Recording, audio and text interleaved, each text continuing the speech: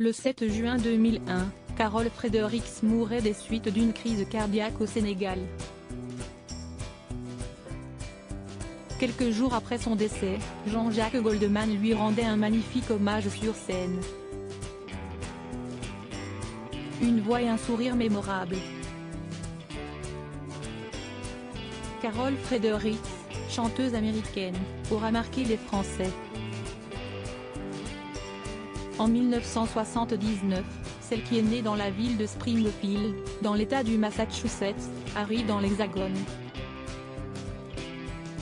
À partir de ce moment, elle devient la choriste des plus grands chanteurs de l'époque, à l'image de Serge Gainsbourg, France Gall ou encore François Feldman.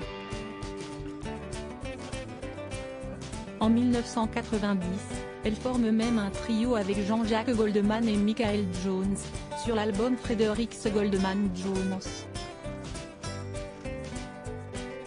Vendu à plus de 2 millions d'exemplaires, l'opus est notamment composé de titres célèbres comme Né en 17 à Leidenstadt, À nos actes manqués, ou encore Nuit. 4 ans plus tard, l'artiste se lance dans une carrière en solo. Les titres de son album Springfield sont pour la plupart écrits par Jean-Jacques Goldman. Mais voilà que tout bascule le 7 juin 2001.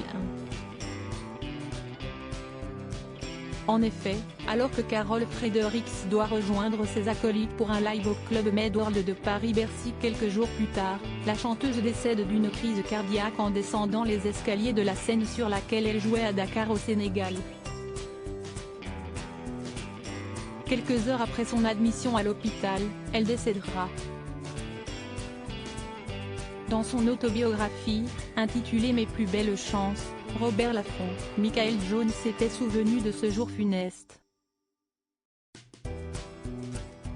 Il avait alors appris la mauvaise nouvelle par un coup de fil d'un journaliste d'une radio lui demandant une réaction, c'était comme si le ciel venait de me tomber sur la tête. Je me souviens qu'en arrivant aux répétitions, j'ai confirmé son décès à tous les autres.